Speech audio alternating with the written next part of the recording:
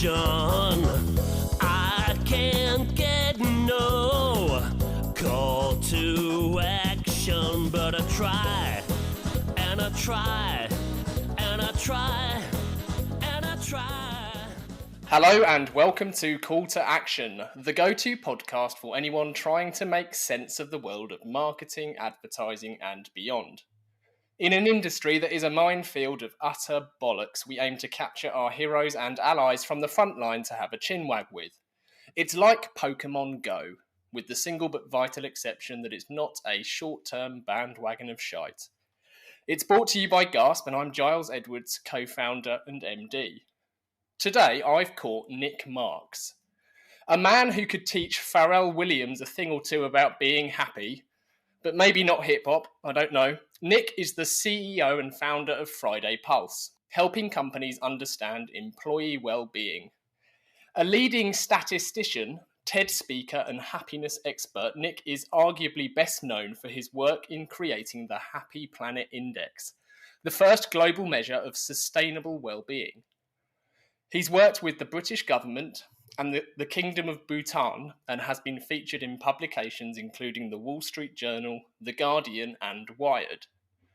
Nic says happiness is a serious business. One of the greatest things about modern society is our increasing acceptance of talking about our emotions. Welcome to the show, Nic. Thanks very much. Lovely intro. Right, 7 quick-fire questions, Nic. Mac or PC? Mac. Oxford or Cambridge? Cambridge. UK or US? UK. Powers of 2 or powers of love? Oh, God. You got two of my... Oh, do I have to choose? Love. Costa Rica or Costa Coffee? Costa Rica. Mathematics or economics? Economics. That's a hard one. And lastly, ridiculously, don't worry, be happy, or shiny, happy people? I think don't worry, be happy. I feel like you were stumped on that. Yeah, I think that's, yeah. The two and the love, that's a hard one. Yeah, Tell you why. When I was a boy, I used to climb into my dad's bed and recite powers of 2 with him. How crazy is that?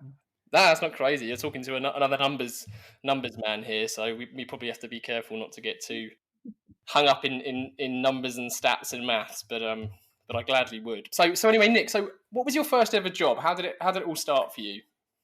My first proper job was after uni when I joined Anderson Consulting, which became Accenture, and I discovered quite rapidly I didn't want to work for a corporate.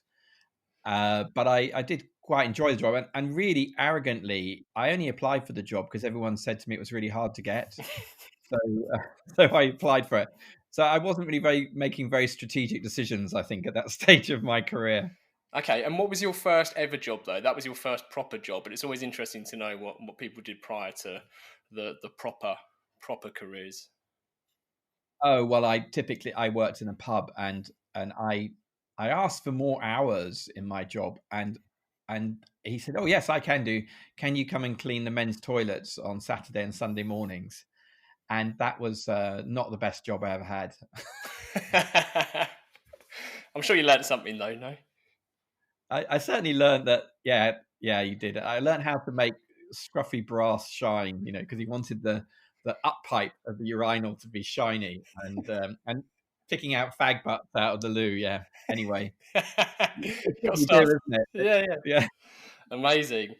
So then obviously you went to the management consultancy, and you claimed, I've seen that you've claimed that was a poor decision, as you've just kind of echoed now. What happened after that? Because I understand you quit and trained to be a therapist.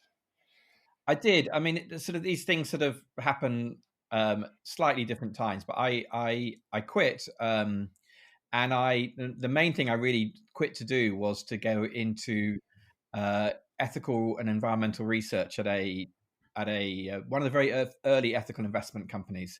So, I mean, I didn't quite quit to do that. I quit because they wanted to move me up to the north of England onto a project, and I'd literally just got engaged to what became my first wife, because hasn't lasted the marriage. Well, it did. It lasted 20 years, but we and so I didn't want to move. I didn't want to move from London, and they wanted to move me up there. So I said, no. And then I started working in one of the very first ethical investment companies, and that kind of took me towards the work that I eventually did on Happy Planet Index and other things like that.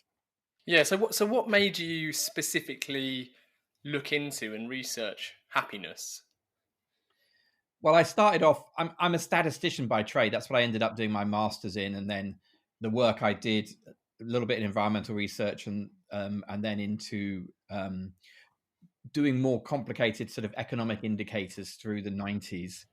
I was doing quality of life indicators, but I kind of had these two parallel things going on of training as a therapist. My mother was a family therapist, and so I was sort of kind of interested in her and her way of being, and I was kind of doing sort of encounter groups and things like that. Men's groups, particularly, I was quite interested in because I didn't really quite know how to be a man in a world I found quite misogynist, and so was thinking about how I do that. And so, and what happened over the years was I moved from quality of life to well-being and experience of life, and that was as much by people challenging me and going, "Well, Nick, you know about this therapy, you know about this statistics, is there not some way they come together?" And that's sort of how it happened. It was a happenstance, really.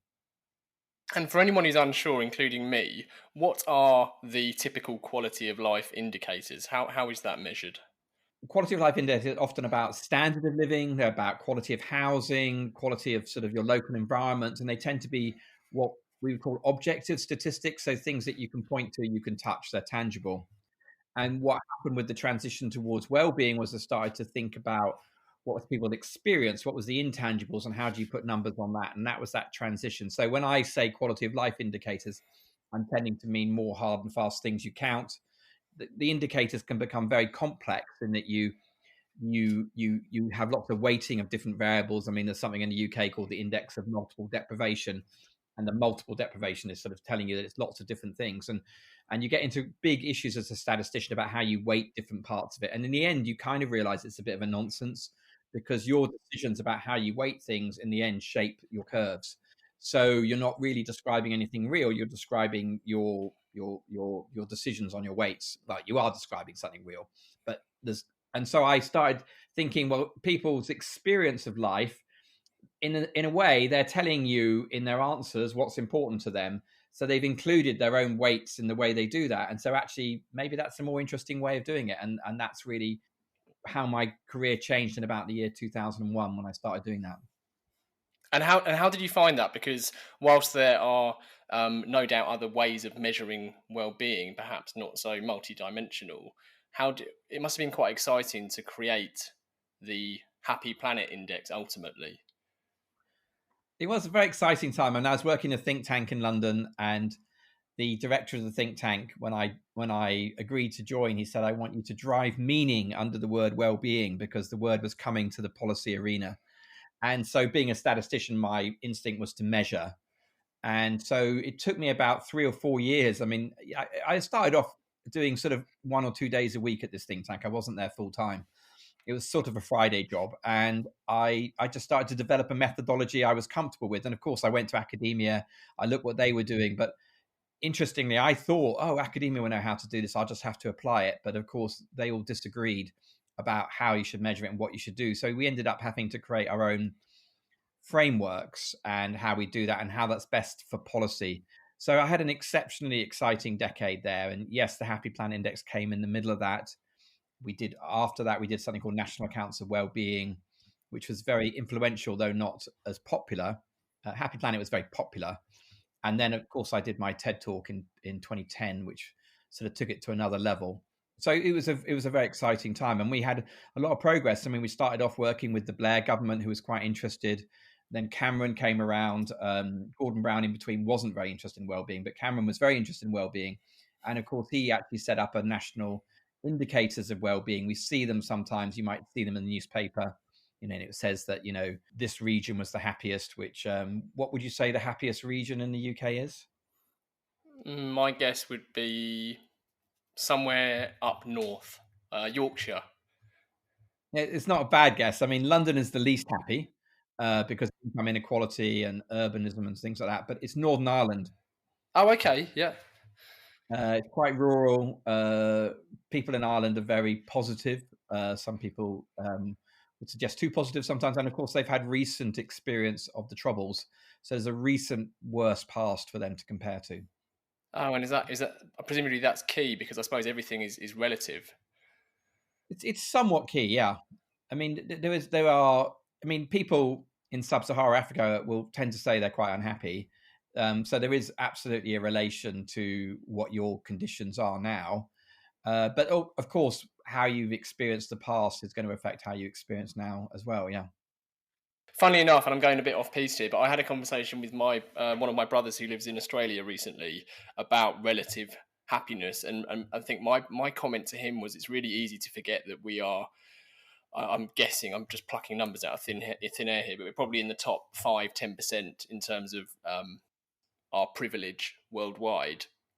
But the trouble with being in that top elite group is that you bump into people who are maybe in the top 5%. And so that relative happiness or perception of success can be hugely skewed by that factor. Am I talking nonsense? No, you're not talking nonsense, but you're underestimating how privileged you are.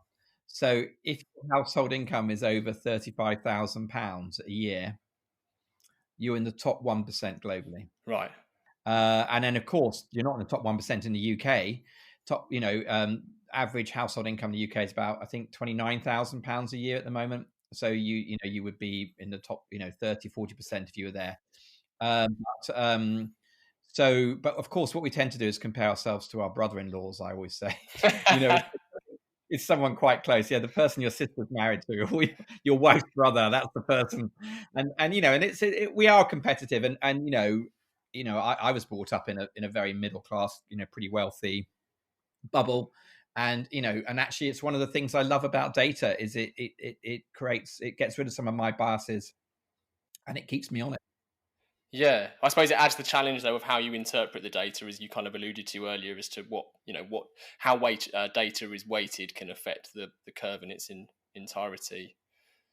Well, it can if you start messing around with indexes which are multiple dimensions. But if you're looking at data in a clean way, I mean, I always like to have a clean outcome indicator, which, with my current work is about happiness at work, and then people's experience of work, really, how happy are you on a week-to-week basis? And we use the word happy to be whether people's experience is positive or not. But when you have a clear outcome indicator, then you can look at the drivers of that quite cleanly. Then you're looking at the correlation weights, or you're looking at other ways of regression analysis that predicts it or whatever, and that helps you do it much more. The problem you get into multidimensional ones is when you go, oh, there's this factor and there's this factor, let's bring them together into one index, and then you start getting into a statistical mess, in my opinion. Yes, yeah, I imagine that can quite easily happen too if you try and mix in too many variables and index. What are the main drivers of happiness then, Nick?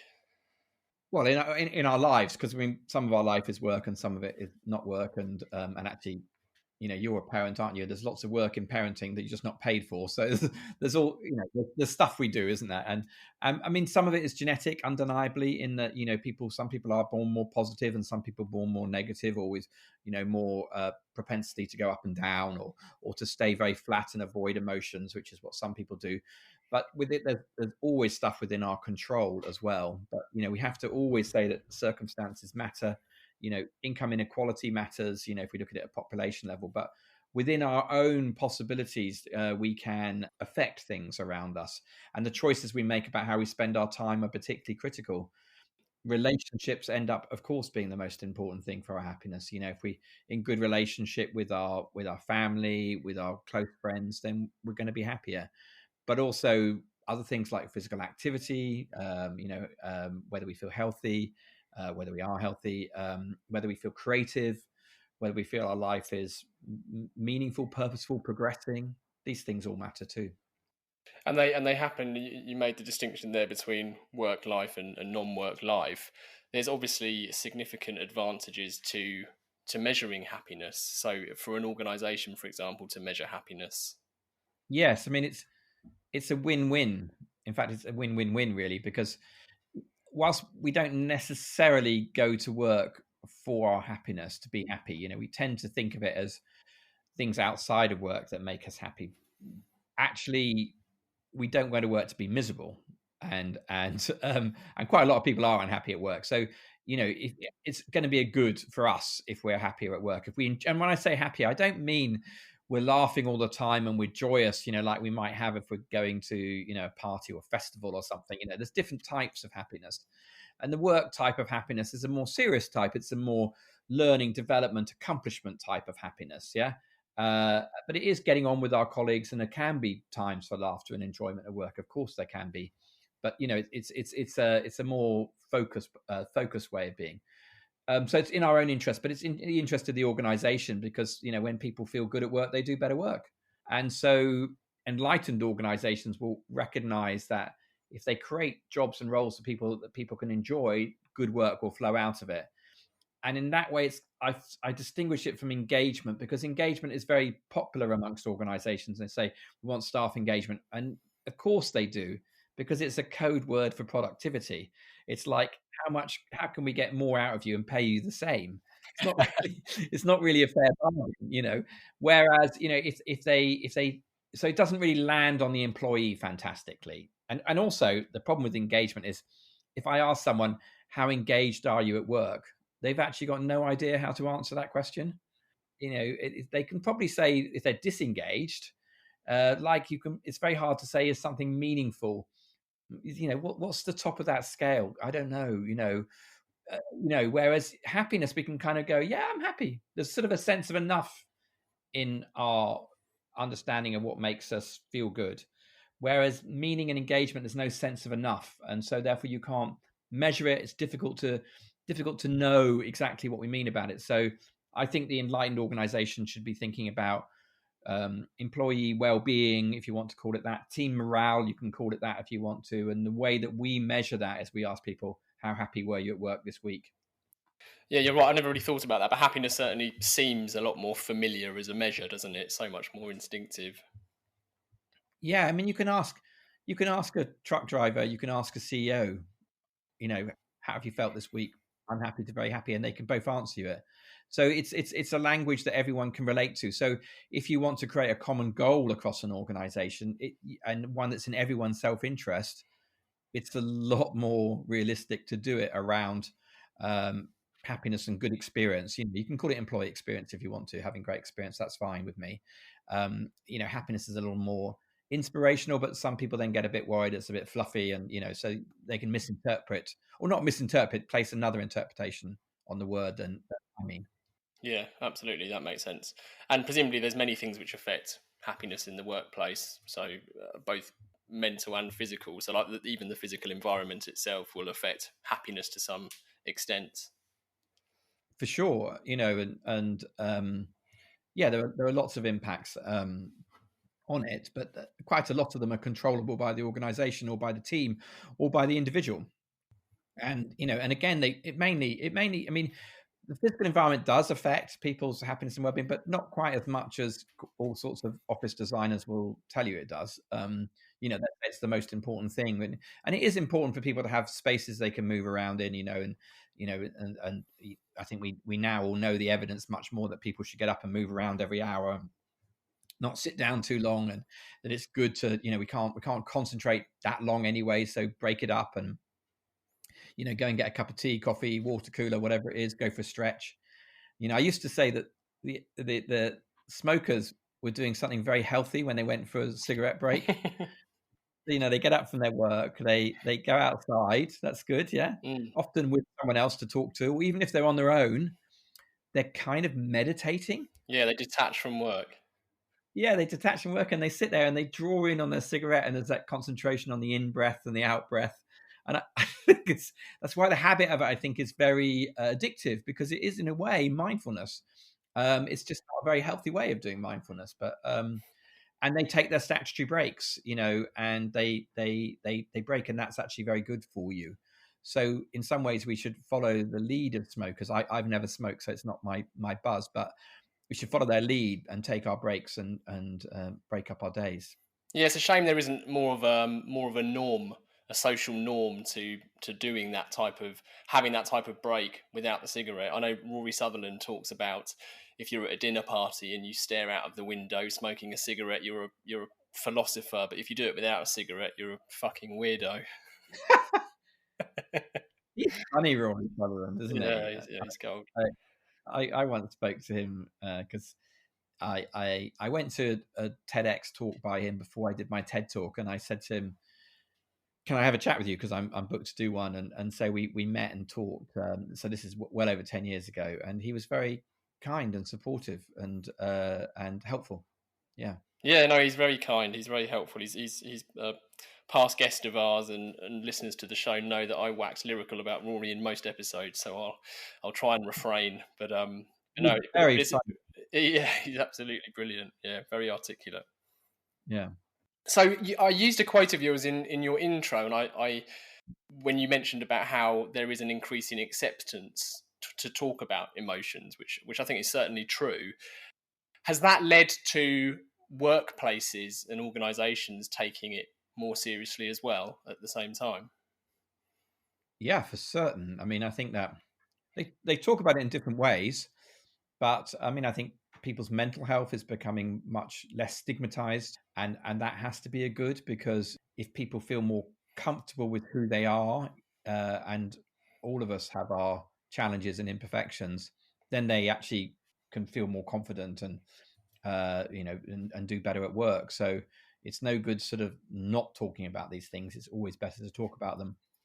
And I think there's always been a recognition that sort of stress is not great. A lot of organizations take advantage of people, and in the sense that they overwork them, and we get problems of burnout and issues like that. So I think these things are all becoming talked about more, and that's very helpful. There's still difficulty. I mean, I'm absolutely, our fellow human beings who are of the different gender than you and me will have always say that they have to sort of put on more armor to go to work, and they have to really work hard not to be seen as emotional in order to succeed at work. Whereas a man starts being emotional, it's sort of like, oh, he's good. It's like a man has a picture of his children on his desk, then it's that's who he's working for. If a woman does, it's like that's her distraction. And so there's this unevenness about how we treat genders with emotions. And I think that everybody could grow up and understand that we're all emotional beings, and we take our emotions to work, and actually our emotions, I mean, are exceptionally functional for us. I mean, that just as human beings, in our evolutionary history, our feelings and our emotions have helped us survive and thrive. And so, of course, they're in the workplace. So it's a weird thing that is sort of, we shouldn't feel at work. We shouldn't have emotions. We should just be rational and cognitive. I mean, you actually become a psychopath if you've got no emotions. It's highly dysfunctional to have no emotional experience. And so, and actually, emotions are what motivates us. There's a neuroscientist I really like called Antonio Damasio. I don't know if you know his work. No. He's written a lot of good books called Self Comes to Mind, The Feeling of What Happens, and then recently, slightly oddly named, but it's called The Strange Order of Things. But what he's talking about is that in our evolutionary history, emotions and feelings came before cognition, which makes perfect sense. Central nervous systems came quite late in evolution, but feelings really are sort of stimulus response mechanism. And what he says is feelings have three purposes: that they help us monitor our environment, they help motivate us to act, and they help us adjust our actions when we're out in the real world. And so these are highly functional things. We feel something before we actually really understand it cognitively. So the feeling is there first. And of course, that motivates us to act. At the most simple level, it's an approach avoid signal. So you meet somebody new at a party. Do you remember parties? Vaguely. You meet someone new, and you immediately get a sort of friend or foe signal. Do you like them? Do you not? Yeah. And that's part of our evolutionary history, and that's an approach avoid signal. And that actually is translated into all of our emotional interactions, and they become much more nuanced and sophisticated. But we have negative emotions, so-called negative emotions, which are basically about what we need to avoid, of things like, anger and fear, which are part of the fight and flight mechanism. and they're helping us avoid threats. So in the COVID world that we live in, certainly a few weeks ago, the whole world was incredibly anxious and frightened, and we were trying to, and we still are, we're trying to avoid the virus. We're trying to run away from it, or freeze and sort of stay at home and hope it does go find somebody else, or doesn't, and these are functional responses, but they're very difficult against something like a silent virus. So it helps us move into more functional behavior. But of course, anxiety, which is it's sort of the cousin of fear and more pervasive, becomes dysfunctional in itself, because we're actually led to behaviors which aren't helping us in some way. So there's these different things that go on with our emotions, but they're trying to help us survive in the world. And the positive emotions, of which happiness is kind of a catch-all word for, but they vary massively in their energy and their purpose, from very low energy emotions like contentment through to high energy ones like joy or enthusiasm, where we're bursting with energy, and through many others. But basically, as a sort of rule of thumb, the positive emotions are helping us thrive. They're helping us create and seize opportunities. So the negative ones are helping us deal with threats, and the positive ones are doing that. And in our businesses, we need to deal with threats, but we need to create and seize opportunities. So they're highly functional. And what tools are available to businesses then to measure that and get a better understanding of their workforce? I've created this organization, this product called Friday Pulse, and what we do is we try and capture that very simple good bad signal, so like the friend Thoreau, by asking people, how have you felt this week, from very unhappy to very happy, and that is trying to say, have they had a good week or not? And that provides, both team and senior leaders with a sort of overview of the sort of good bad signal going on in the organization instantly. And because we do it every week, you get a time trend on it. And there are people who try and measure beyond that, and they'll say, are you excited? Are you anxious? Are you whatever? And I'm not convinced you get much extra useful data that way. So I have tried in the evolution of products to ask people, how happy were you? How much have you progressed your work, or sometimes how interested was your work, or how much stressed you were, or frustrated. They use a positive and negative emotion around it. And then when I put those into my regression analysis and try and predict what's happening, so if I'm maybe measuring a company for a year, and I've got a particular company I'm thinking of now, we were just measuring them monthly, but I've got 12 data points, and well, who's still in the company at the end of the year, who's left, who hasn't. And so you're trying to say, how much does happiness predict staff turnover? Then the happiness variable explains most of the variance that I can explain. If I add the stress in or the interest in, doesn't add much extra, very, very little. Maybe I get 60% of the variance with the first variable, another 2 or 3 with the second 2. So I'm basically not getting extra information. So why ask the question? Why ask 3 questions when you can do it at 1? And what that basically means is that if someone was stressed, they'd be telling me they're unhappy as well. If they were interested and loved their job, they'd be telling me they were happy. So basically, the happiness one gets the sort of negative stress and the positive side. It's a sort of -2 to +2 variable rather than a -2 to 0 variable. And so you're better off just asking that simple question. And then the way that we deal with it, we then go into like asking people specific questions around them, like what's been a success for you this week? What's a frustration? But let people use text and qualitative ways of describing that, because I'm not convinced that quant does that very well. Yeah, that makes a lot of sense. And do you find that so your example there of turnover of staff, and whether that's or how related to happiness measure that is, do you see consistencies across industries and sectors, or does it vary per business type? Well, every industry has a positive correlation between happiness and staff retention, but they vary. If you're in a high turnover business such as hospitality, which has got traditionally higher, particularly, something like a coffee shop chain, which is not people's aspiration to work in a coffee shop, or most people. If you're inside the M25 in London, staff turnover in those is probably above 100% a year. Then the reasons you leave are not so much about your experience. You never went into that job expecting a great experience, so the effect sizes are smaller. And they're smaller in manufacturing than they are in creative industries, for example. So we see differences across, but they're all positively correlated. And we see the same with productivity. We see the same with creativity and innovation. There are differences across industries, or even, actually you can say something broad like creative industries, and not every job in the creative industries is creative. Some of them are very uncreative, and there's lots of creative roles in non-creative industries, because you have to think on your feet, you have to be intuitive, you have to be responsive. These are things that require immediate decision making in with imperfect information. So you're creative in that way. Yeah. But creativity is massively related to how happy you feel, actually. You're not creative when you're miserable. And are you able to share any particular information or examples of when someone, so a client of yours perhaps, has used Friday Pulse and used it for very good purposes and actually managed to anticipate something in specific that they've then turned around or improved? Yes, I mean, our clients use Friday Pulse. So we've been working with clients with Friday Pulse for about 2 years. We're only just coming to the market with the product fully before COVID hit, which is an interesting story. But so the ones that have been using it for a long time are using it as a way of keeping engaged with their employees about how they're feeling and how they're doing. And organizations that are in rapid change, often rapid expansion. Some of our clients, it's about how do you keep control of the culture as you change so much, and you bring in new people that you don't know so well and things like that.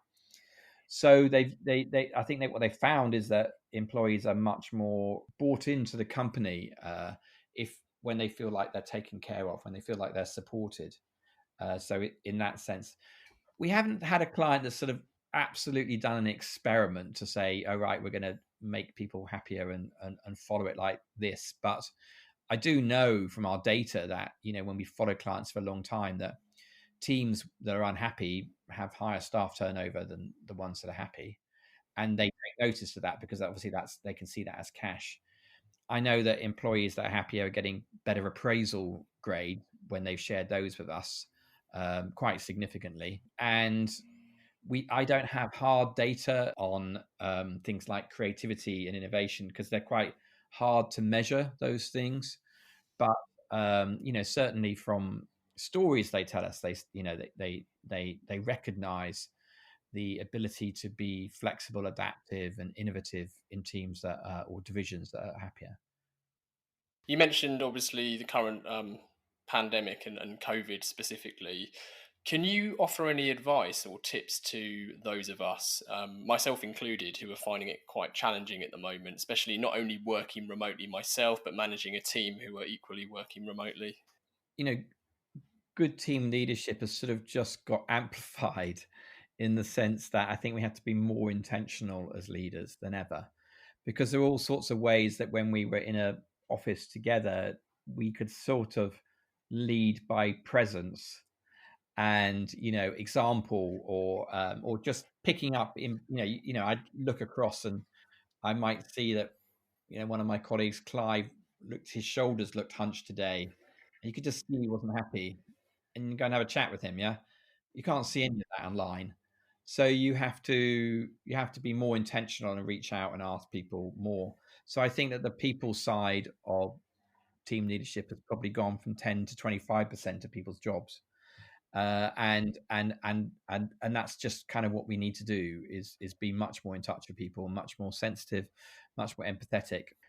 But then there are very practical things. I don't know. I mean, have you tried to do sort of creative, collaborative brainstorming recently in the last few weeks, or have you not needed to? Loosely, I mean, not directly, probably indirectly. That's happened, but only during a like a group work in progress type meeting, Zoom chat. It's quite. I think it's more difficult than to do in a room, and so at the moment, so we're now about 8 weeks into lockdown in the UK as we record this, and I think quite a lot of us are sort of running on the stock of goodwill we had from before this started. In that I know my team well and we get on well, and so we're able to function as we move forward at the moment pretty well. But there'd be teams that didn't get on so well.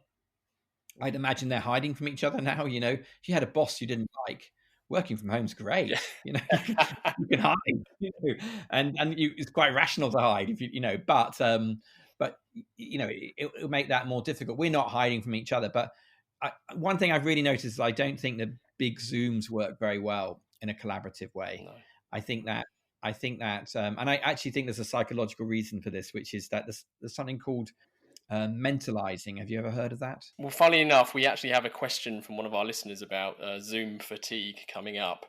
But no, I have, but only because I've researched into this question, because a couple of people I know, including, I don't know if you know Faris and Rosie, they've shared something recently about Zoom fatigue. But I have my own personal issues with Zoom, but I think it's more of a unique psychological flaw that I have, that if I'm watching or looking at someone on a screen, my brain thinks I'm watching telly and everything inside my brain shuts down and expects to be entertained. Oh, that's quite interesting. I mean, that's quite a logical process to think about it, because I mean, there's this sort of weird thing with Zoom, and other video platforms exist. Quite a lot of people use Teams, don't they?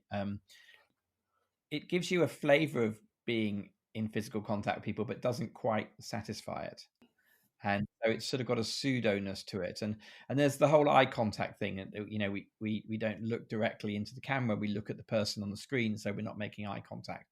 And so there's a loss of sort of engagement in that way, or contact in that way. But my thing is about limiting it to 4 people. And the idea of mentalizing is that it's a pre-empathy step, which is we put ourselves in the other person's mind, literally, and we learn when we're 2 or 3 years old, but actually we can only cope with about 3 other minds at any one time. And it's why when we were in a conversation in the old world where we could gather, and if there were 3 or 4 of us having a chat, if a 5th person came, tends to quickly split into 2 chats, a 2 and a 3. And I think that goes on in Zoom very much so, that if there's more than 4 or 5 people on the Zoom, that people just start doing an email on the side or start doing that. They can't attend. So if you're going to brainstorm and collaborate, I think you should keep it to like 4 or under. Yeah, that makes a lot of sense, actually. I've also heard someone say that it's not common to look at yourself whilst you're talking to other people. I think that can be quite a distraction as well. Well, maybe some more vain folk amongst us are, but it's quite an unusual thing to see yourself. Yeah, but who isn't vain? It's who isn't narcissistic to an extent? Oh no, I agree. My point there was that people who don't normally look at themselves while they talk. Yeah. But yeah, no, I absolutely agree. I mean, they put mirrors by lifts because it makes people not worry about waiting for the lift, because they can look at themselves.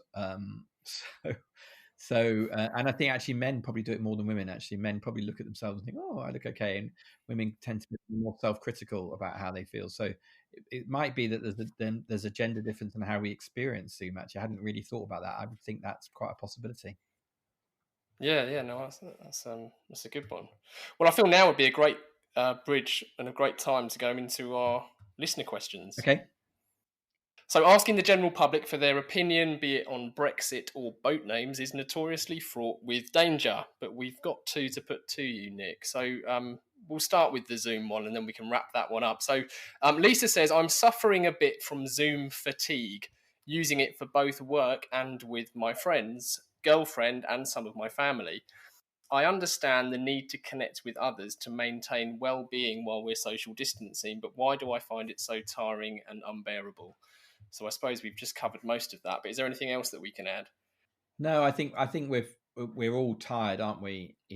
With the changes to our lives, and I'm kind of a bit of an extrovert, and so I get energy from other people. I mean, luckily I do live with my wife, and I like her, so that's good. Yeah, and she likes me, so it's all good. But I think it's just tiring, and I think it is this, for me, it's this pseudo satisfaction. It's sort of promising connection doesn't quite deliver, and so we're getting a bit confused in how we are. But it could also be like you're saying, that we're conditioned to thinking about that TV, and we tend to get more passive in TV watching. I think it's a big combination of stuff, but everybody is saying that, and of course the only answer is to do less of it, and maybe switch your screen off sometimes. So yeah. Yeah, okay. Our second question from Katie. I like this one. So it says, I read somewhere that you think South Americans are the happiest people on the planet. What do you think are the main reasons for this? And could we give the Russians something of what they're having? But actually, that's brilliant that she said Russians there at the end. So they're not quite the happiest, but they nearly are. And what they particularly are is they're much happier than you'd expect for their levels of GDP per capita.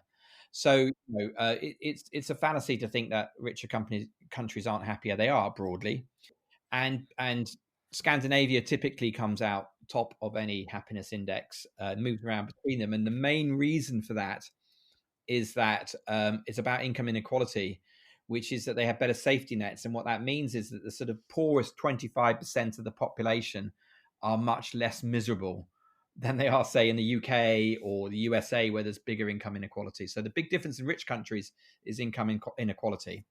But then you get Latin America, and Latin America GDP per capita is broadly similar to Central Eastern Europe and out to Russia. Life expectancy is broadly similar between the two of them. Happiness is very, very different. Much happier in Latin America than they are in Central Eastern Europe. And why is that? And it's predominantly a sense of community, a sense of family. Latin America has very strong family systems, very strong communities, very strong sense of place.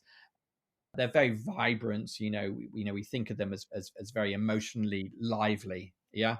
Whereas Slavs and the Russians and everything are much more placid or and that more pessimistic. The Latin Americans are more optimistic. So there is this big difference, and mainly can be explained by participation in social activities, social systems. And of course in Central Eastern Europe, and let's remember, they've had a very difficult 100 years. Their villages and their communities were systematically broken up. Whether that was, through the wars, through the whole experience that sort of Jewish communities and other minorities experienced through in the post-war level, where people moved to the cities and to industrial farms and off the land. And, so they've had masses and masses of interventions which have systematically broken down those community relationships. So it's probably not, there might be some genetic part of it, but I think it's a lot environmental about, they've had a difficult 100 years. Mm. Do you think then, with that in mind, we're likely to see an uplift post-COVID, post-coronavirus in the UK? I don't know, basically. I think that we've got different factors at work, haven't we? In the sense that we've got, we're going to have a massive recession, we've got massive unemployment, and so if we think of this as like a sort of a trauma, then what we find with individuals is that some people have post-traumatic stress and some people have post-traumatic growth. And I think we'll probably have some sections of the population that come out of COVID having reassessed their lives, reassessed their priorities, and have a period of personal growth or family growth or change of career, acceptance of perhaps lower income, but for more freedom or more downtime. I mean, and some people will have very, very difficult circumstances where they're on universal credit, unemployment benefit, and they're really, really struggling to make ends meet. And I think there'd be a big variety. I think it would be very difficult to know which ones will win out. There will be winners and losers, probably. Yeah, that makes sense. Fantastic. Okay, so Nic, the final part of our interview is our 4 pertinent poses that we put to all of our guests. Starting with, what advice would you give to your younger self? I am an overly optimistic person, and that gets me into problems in that I can override negative signals and red flags. And where I've crashed and burnt in life, which I have done a few times, it's through not listening to negative feedback. So I actually quite like where I am now, so I don't really want to change my past, but I think the wiser thing would have been to have noticed things a bit earlier and not kept on thinking I could fix them, they would work out if only I carried on like this, because in the end they didn't. And so I think that's probably a sort of advice. But I'd like to, if I'm really giving my younger self free, I'd like to be a little less serious. I was quite a serious young man, and I'm more playful now. Yeah, good. Well, that former point you make, there's slight parallels anyway with my point, which is I always think personally I learn more by failing. I'm a big fan of making mistakes as long as they're not, life threatening. So rushing in and trying to fix things and then learning that you couldn't fix them, I'm sure there's huge benefits from that. I think a learning mindset is a very good thing to have. and then and how much, I mean, how much pain do we want to have? I mean, training as a therapist, everyone said no pain, no gain. I don't think anyone really approaches pain, relishing it. I don't know. Some crazy triathletes might do, but yeah, don't know. Funny enough, I know a crazy triathlete, and he was telling me a story about someone he was running alongside who kept saying, "Pain entering my body is weakness leaving my body," or something like that. And he replied, no, pain entering your body is injury entering your body. And he was trying to convince this guy to stop running because he was in a bit of a mess. But yeah, I suppose we're all made differently. Yeah. Question 2, Nick, is if you could banish one thing from the industry, what would it be and why? The annual staff survey. I think they're not, their data's out of date, as soon as it's analysed, and they're just one snapshot that's, and I think they give a false sense of a box ticked in people and HR departments, and I don't think they provide very useful data, and I think instead you should be measuring much more lightly, much more often, to keep the finger on the pulse of the organisation, which of course is why we're called Friday Pulse. But yeah, I really hate the annual half stat. I think that no one approaches filling them out with joy, and I don't think they help very much. Well, Rory would talk about signalling probably attached to that, and if you're only doing it once a year, it's probably signalling that as an organisation you don't really give a shit what they answer. Yeah. Whereas if you ask every week, how do you feel? People feel taken care of, and that's actually part of the intervention. Yeah, makes sense.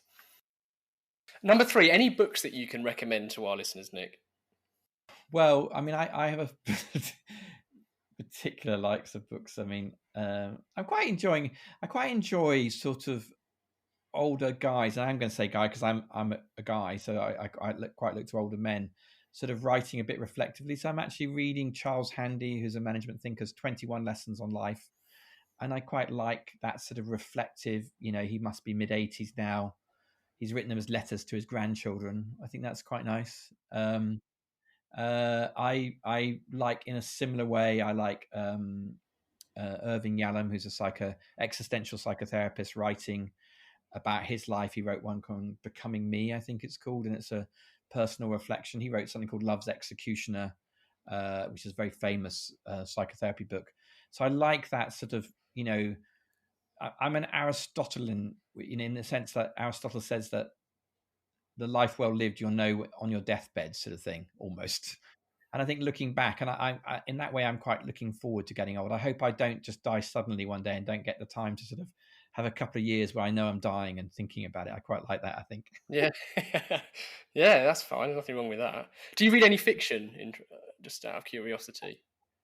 I do. I haven't read much recently because I've kind of been busy with work. But yeah, I do have favourite pieces of fiction. I mean, I think my all-time favourite would be Shantarama. Have you ever read that? No, I haven't. It's about a crazy Australian in India and all of his experiences, which are quite wild. And yeah, I really like that. And I love Cloud Atlas. Yeah, and I don't know. I do read fiction, but not much the last year or two, actually. Should read more. I ask mostly because I don't. I wish I did. I think I'm wrong, but I find that I always want to read stuff that's related to work or something I'm interested in a more practical way. And I know that's the wrong stance, but I'm always interested as to. It's not wrong. It's not wrong in the sense that I wouldn't be too hard on yourself. I think people are allowed to not like fiction. You might get it through movies. You might get it a different way. Yeah. Okay. Well, I can live with that. So, Nick, the last one is that we always dedicate every episode to someone, and we bestow or hospital pass that honour to our guest, who has to give their reason why. So, would you would you kindly dedicate this episode to somebody? Wow, God, that's quite a big question, isn't it? Well, I mean, God, who do I dedicate it to? I had one of my great mentors die last year. It was his time. He was 86, and he's a Chilean economist called Manfred Max Neef, and he was known in his career as a barefoot economist. And he was his economics was very much about the human scale and how economics has become very macro and removed itself from day-to-day life. And so I will dedicate this episode to one of my intellectual heroes, Manfred Max Neef. Fantastic. Well, this episode is very proudly dedicated to Manfred Max Neef. Thank you. Can I say one last thing? Yes, please do. Yeah, so Friday Pulse is free to any organisation up to 1,000 people during the crisis, and it measures and improves employee experience. And if people want to come and try it, then go to the website and find out. Oh, fantastic. Well, you can share a few more links if you will. So my final call to action, everyone can head over to this episode's listing on calltoaction.co. We'll share links to all of the books, to Friday Pulse. How else can our listeners get more Nic Marks?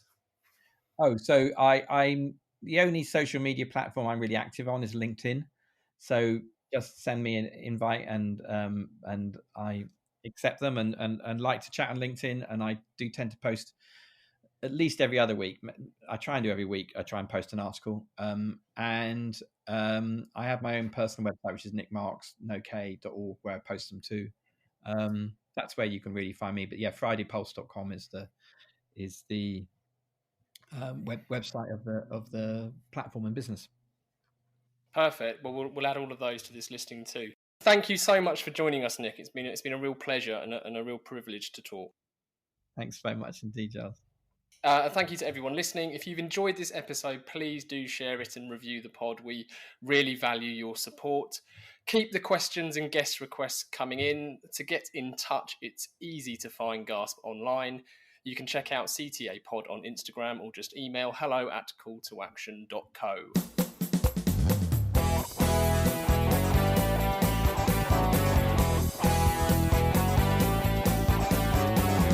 I can't get no call to action.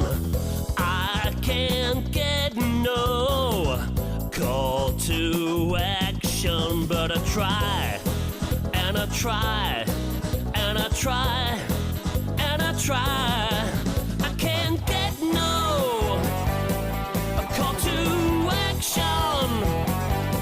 Oh, I can't get no call to action.